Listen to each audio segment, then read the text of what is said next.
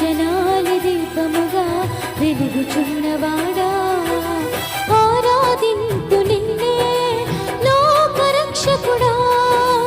ఆనందింతు నీలో